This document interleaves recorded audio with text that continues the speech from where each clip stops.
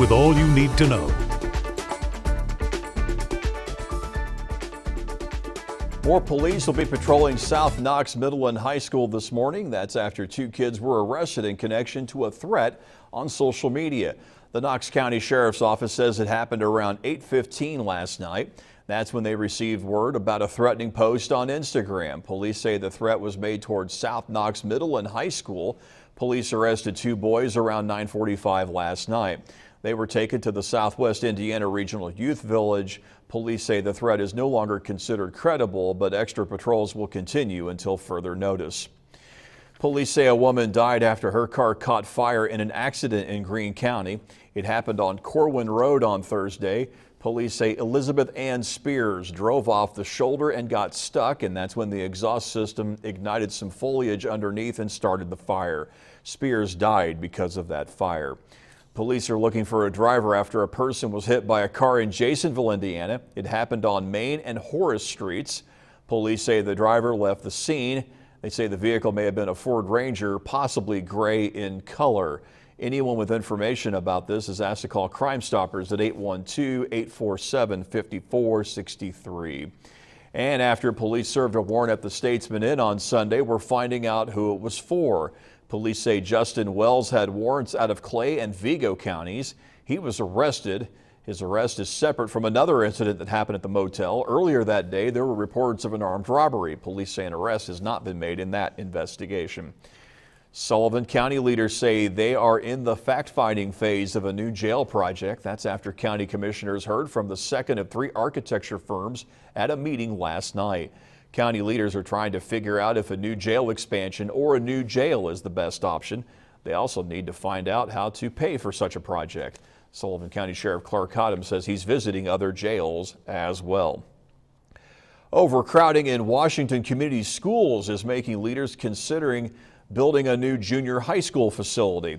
Currently, the district's 4 elementary schools handle kindergarten through 6th graders. The remaining grades are handled by the junior and senior high school. Those students are taught under one roof. Some teachers say a new building would improve the classroom environment. House leaders passed their version of a bill that would bring a casino to Terre Haute on Monday, but it's much different from the version the Senate passed last month. The Senate version allows for mobile sports wagering and charges no fees to move the Gary casinos. Meanwhile, the House version forbids mobile sports wagering and charges a $50 million fee to move them. A conference committee will iron out the differences between the 2 bills. The committee has just 6 days to do so.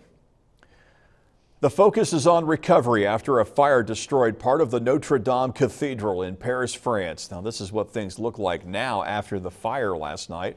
It caused the collapse of the cathedral's spire, and the fire spread to one of its landmark towers. Maintenance workers were seen working on the building this morning. What caused that fire is unknown. And don't forget this traffic alert before heading out. The eastbound lane of Poplar Street in Terre Haute now closed. This is from 25th to Fruit Ridge Avenue. Crews will be widening the road in this area. The project should be completed around May 3rd. The westbound lane will remain open during construction. All right, everyone, as we go through our day today, things are going to be nice. A little chilly this morning. You'll want to have the jacket, but short sleeves and sunglasses as you look to the afternoon. 73 for your daytime high today. Sunshine. It is a warmer, but it will be a breezy day. Winds out of the south-southwest, 10 to 15 miles an hour. Overnight tonight, still staying well above what we averaged as far as overnight lows go, 55. Tonight, clouds roll in, not nearly as chilly with winds out of the southwest. And then into your day tomorrow, it gets a little more breezy and clouds roll in, but we're going to continue to warm things up. 75 for your daytime high tomorrow under a mostly cloudy sky, warm and windy. Winds out of the south, 7 to 15 miles an hour, gusting up to 20 miles an hour at times. As we take a look at that 7-day forecast, the 70s stick around for a couple of days before we start to see rain on Thursday. The chance for isolated showers and thunderstorms as we look toward Thursday. 68 for your daytime high, and that's going to continue to cool things off a little bit as we go through the week. 54 for your daytime high on Friday. But then the good news is the sunshine starts to come back out, and we're going to continue to warm things up over the next couple of days after that. 61 for your daytime high on Saturday. So the weekend is looking good. We've always got that weekend in view. 61 on Saturday as a few clouds still hang around with plenty of sunshine moving back in as we look to Sunday. And that's really going to warm things up. 73 for your daytime high on Sunday. Then we'll get to Monday, another chance for some scattered showers and storms, but we're not done there. Continuing to turn the heat up from there, 78 degrees as we look toward Monday. So the 7-day forecast is looking pretty good. Again, plenty of sunshine today, John.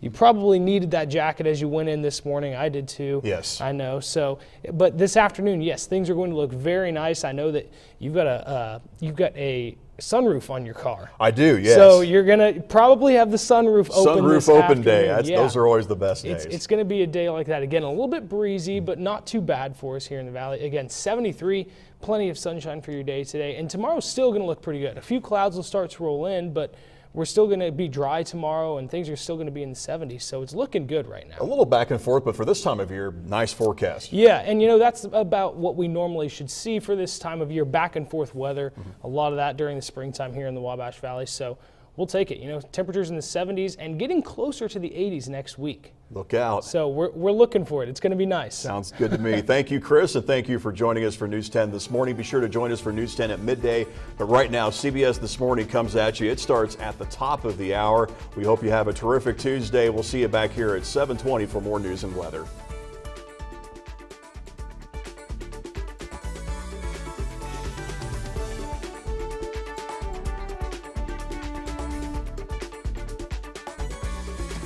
For the most local news, every newscast, every day, you can depend on News 10. Coverage you can count on.